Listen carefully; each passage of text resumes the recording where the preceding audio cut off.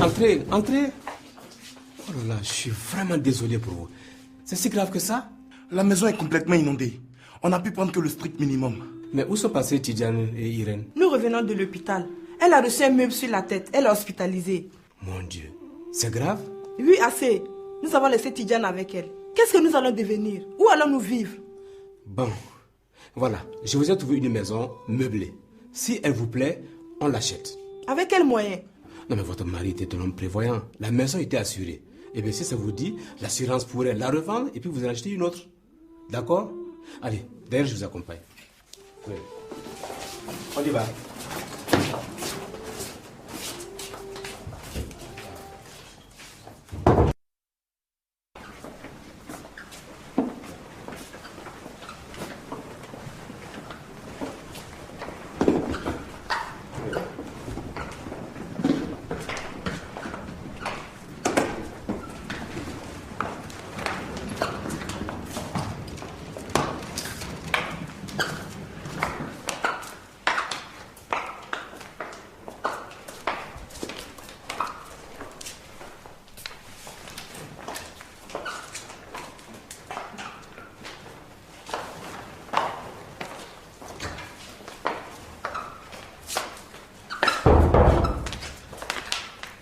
Eh bien voilà, c'est votre nouvelle maison. J'espère qu'elle vous plaît. Au moins, c'en a un toit. Certaines personnes sont dans la rue pour un long moment. Remercions Dieu d'avoir un abri. Je ne veux pas rester ici. On doit rester dans la maison de papa. Lily, ton père a assuré la maison pour une raison. Cette maison est aussi donc la maison de ton père?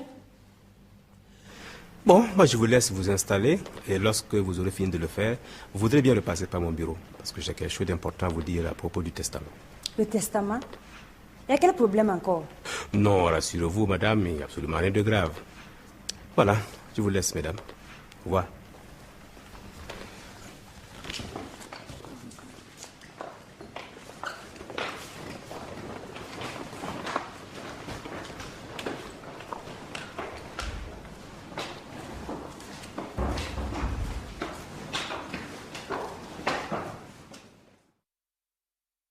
Vous êtes bien installé? Oui, ça va. D'accord. Bien. Je suis passé à l'hôpital pour voir Irène, mais hélas, sa santé ne s'améliore pas. Ses parents ont décidé de l'amener en France pour ses soins. Elle m'a laissé un testament pour le cas où elle ne serait pas là. Elle m'a annoncé par la même occasion qu'elle a une demi-sœur du nom de Carole à qui elle laisse la gestion de ses biens, notamment le magasin et sa part d'héritage. On peut partir maintenant? Non, pas du tout. Si je vous ai fait venir, c'est pour vous lire la deuxième partie du testament de Sidiki Kam. C'est lui qui l'a voulu ainsi, que je vous soumette à la lecture de cette deuxième partie 6 mois après la lecture de la première partie. Je ne comprends pas. Un testament se lit d'habitude dans son intégralité, non? Que voulait-il bien nous cacher? De toute façon, il est mort. Et quelles que soient les fautes qu'il a commises, on ne peut plus rien faire. Avant de mourir, Sidiki s'est rendu compte qu'il vous avait trop gâté. Plongé dans son travail, il n'a pas pu vous inculquer les valeurs saines de la gestion liée à l'argent. Et quand il s'en est rendu compte, il était trop tard. Alors il a voulu que chacun de vous apprenne à se prendre en main et que vous puissiez vous battre pour réussir. J'ai donc le regret de vous annoncer que votre héritage n'est pas ce que vous croyez. Le Sidiki a investi toute sa fortune dans la maison où vous viviez, cette maison qui a été inondée. C'est donc la maison actuelle, celle où vous êtes installé, qui est votre héritage. Qu'est-ce que vous racontez? Les 75 millions n'existent pas. J'ai donc épousé une villageoise pour rien. Oh mon Dieu! Mes cheveux, tout ça pour rien. On doit porter plainte. Tu veux porter plainte contre un mort? La valeur de cette maison est estimée à 300 millions de francs CFA. Et Sidiki a spécifié que vous ne pourriez éventuellement la vendre que lorsque Lily aurait 22 ans. Alors, vous pourrez vendre la maison et partager l'argent à part égale et chacun recevrait 50 millions de francs CFA. Donc la part d'Irène revient à sa sœur? Ah oui, bien sûr, c'est cela. Pourtant, le testament que vous nous avez lu ne disait pas ça. Oui, c'est vrai, le testament que je vous ai lu la première fois n'était pas réel. Sidiki en fait voulait que vous preniez en main et que vous touchiez la vraie réalité de la vie. Oh Seigneur, qu'est-ce qu'on a bien pu faire à Sidiki pour qu'il nous traite de la sorte? De son vivant, il nous a choyés comme des princes et il nous martyrise quand il n'est plus. Si je comprends bien, je peux divorcer quand je veux. Oui, vous pouvez divorcer quand vous voulez, Raphaël. Ayane, tu peux quitter l'armée quand le cœur t'en dit. Tidjane, tu peux arrêter tes cours. Plus personne n'est tenu à aucune obligation. Vous devez savoir simplement que vous avez un héritage. C'est cette maison, à vous tous, que vous pourrez éventuellement vendre quand Lily aura les 22 ans. Voilà, maintenant je vous laisse. C'est tout ce que j'avais à vous dire. Et attendez, il y a un détail. Irène, dans son testament, a exigé que sa demi-sœur, Carole, vienne vivre avec vous dans la même maison. Comme ça, elle serait beaucoup plus à côté pour mieux s'occuper de Lily. Elle vous annoncera son arrivée prochaine.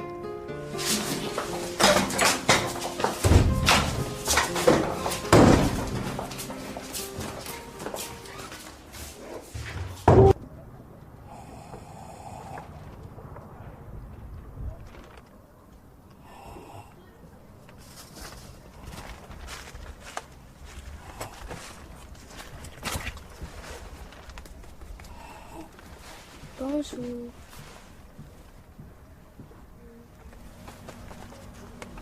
Je te cherche depuis des heures. Je vois que tu as reconstruit assez rapidement ta maison. Tu as trouvé un bon endroit. Et c'est plus propre que de l'autre côté. Nous, on habite à 200 mètres de la maison de papa. Excuse-moi de te réveiller, mais la situation est grave. Je n'arrive même pas à imaginer une seule seconde que papa m'ait menti. Benoît vient de nous apprendre que le testament original n'est pas le vrai. Je l'ai pourtant lu avec papa. Je n'ai jamais vu la seconde partie qu'il nous a dévoilée.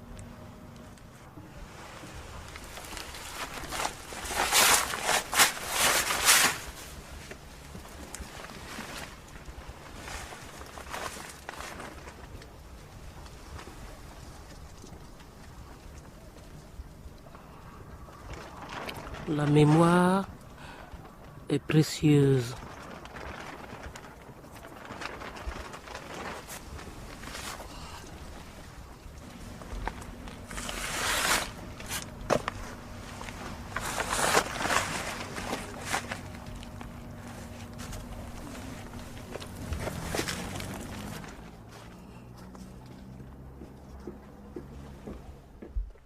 Près de 6 mois de souffrance.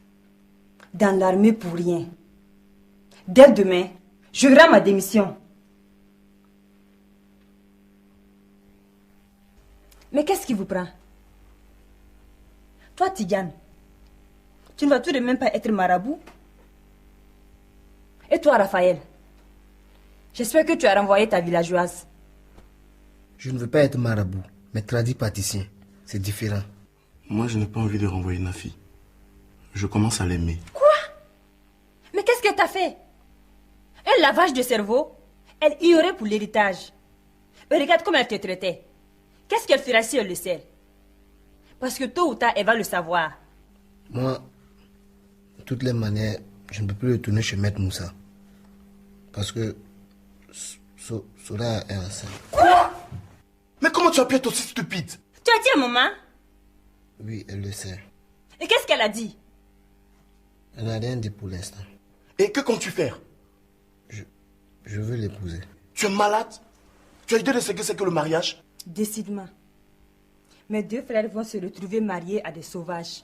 Bon, vous faites ce que vous voulez. En tout cas, moi, je ne vais pas galérer dans l'armée pour avoir mon héritage dans 10 ans. Allez, sortez de ma chambre.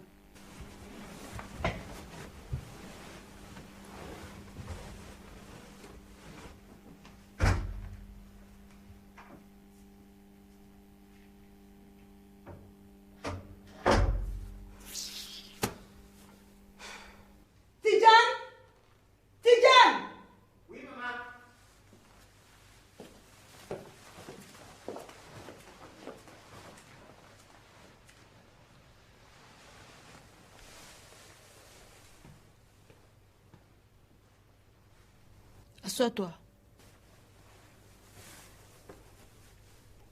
Je tardais de te parler, car je ne savais pas par où commencer.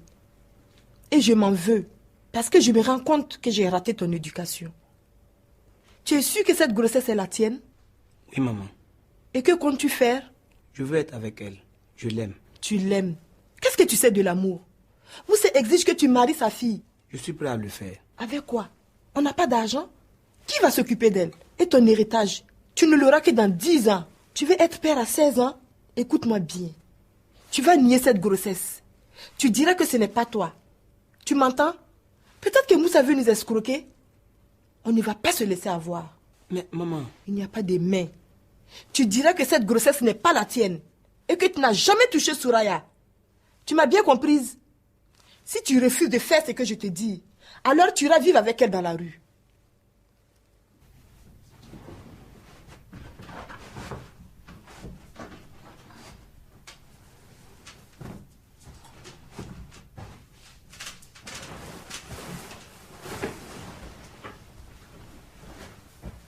Nafi, Oui, je dois te parler. je t'écoute.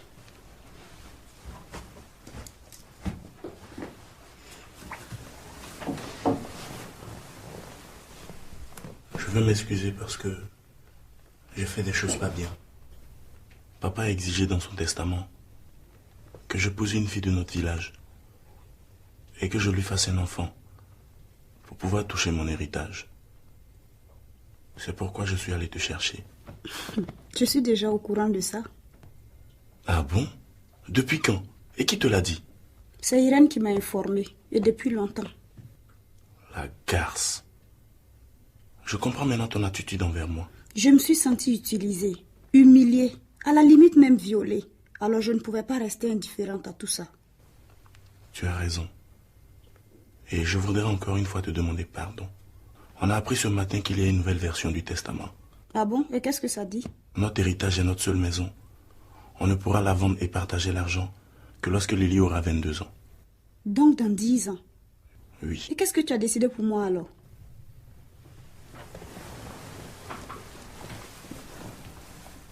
Nafi, si tu veux bien de moi, je voudrais qu'on reste ensemble.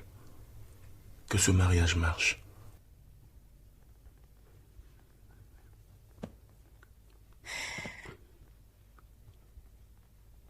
J'accepte, Raphaël. De toute façon, où veux-tu que j'aille? Pas au village en tout cas. Mais sache une chose, Si ce mariage doit marcher, il faut qu'on s'entraide pour préparer l'avenir de nos enfants. Tu sais, 10 ans, ça passe vite. Et pour commencer, il faut que tu te trouves un meilleur boulot. Ok, dès lundi, je vais m'y mettre. Et toi, tu restes travailler au magasin avec Carole? Oui, pour l'instant. Et j'espère qu'on va s'entendre. Moi, je pense qu'Irène t'exploitait. Ah bon? Tu trouves? Ben oui. Elle te payait combien? 50 000 francs. C'est de l'esclavage. Mais qu'est-ce que je dois faire alors? Essaye de lui retirer le magasin. Arrange-toi à ce que le magasin ne marche plus. Et si elle le ferme, nous on le récupère. Et puis tu connais mieux le fonctionnement du magasin que Carole. C'est ta chance. Irène a toujours été gentille avec moi. Et ça sera méchant de ma part de lui faire ça. Tu penses qu'elle a été vraiment correcte avec toi? Pourquoi penses-tu qu'elle t'a engagé? En plus, elle t'a dévoilé le secret de famille. C'était juste pour t'avoir de son côté et nous faire du mal. J'espère qu'elle crève. Et je suis sûr que sa sœur est pire qu'elle.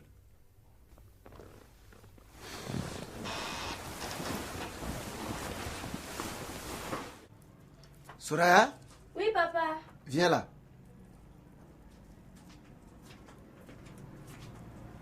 Assois-toi. Soraya, finalement, tu as été plus maligne que moi. Tomber enceinte de Tidiane est une excellente idée. Risquée, mais intelligente. En tout cas, maintenant, il ne peut plus nous échapper. À nous les 75 millions.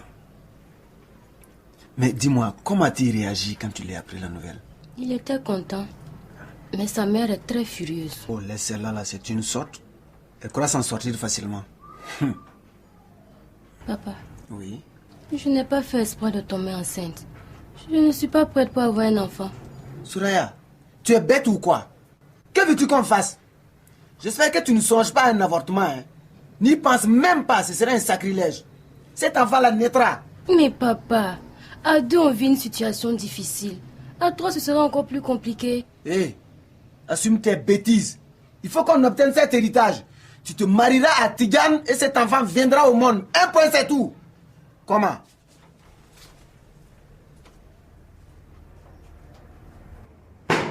Repos. Isa, cette histoire avec Ayam continue.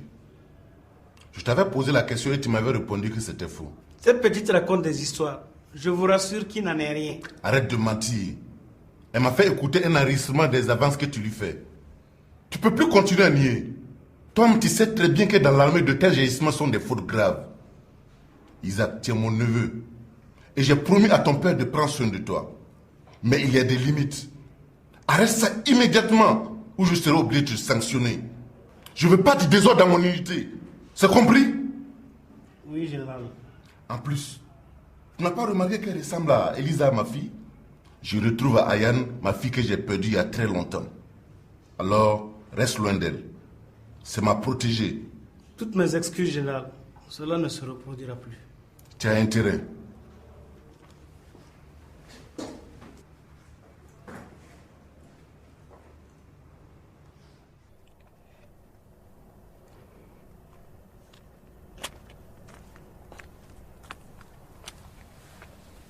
Alors, comment vas-tu? Pas très bien. J'ai des nausées et des petites douleurs au ventre les matins. Dans ce cas, il faut que je t'amène voir un médecin. Mais qu'est-ce que ta mère pense de cela? Oh, je m'en fous de ce que pense ma mère.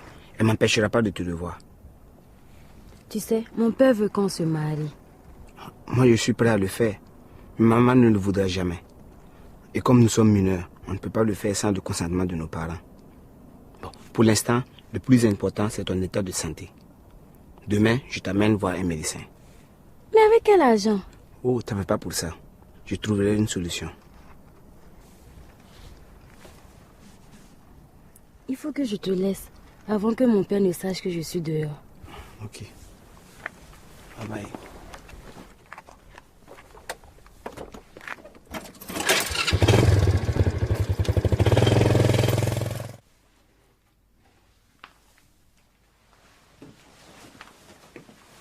Raphaël, j'espère que tu prépares le départ de Nafi.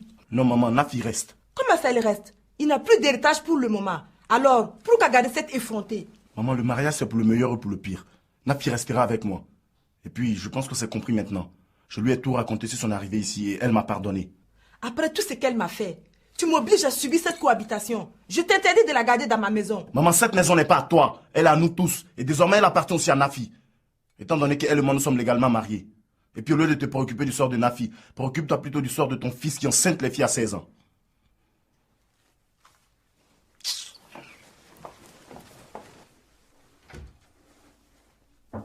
Oh, c'est quoi encore? En fait, j'ai un service à te demander. Vas-y, je t'écoute. En fait, j'ai besoin d'un peu d'argent pour amener Sola à l'hôpital. Qu'est-ce qu'elle a? Elle est malade? Non, c'est juste pour contrôler sa grossesse. Tu es un bon garçon qui prend ses responsabilités, toi. Tu sais, à ton âge, je n'aurais pas fait ça. Papa doit être fier de toi.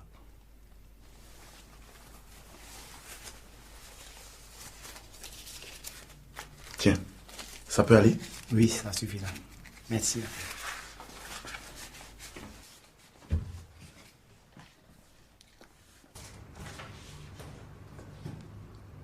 Bonjour, mon général. Ayane, comment vas-tu? Oui, ça va, mon général. Assieds-toi. Général. Oui, Ayane. Je sais que vous n'allez pas être content.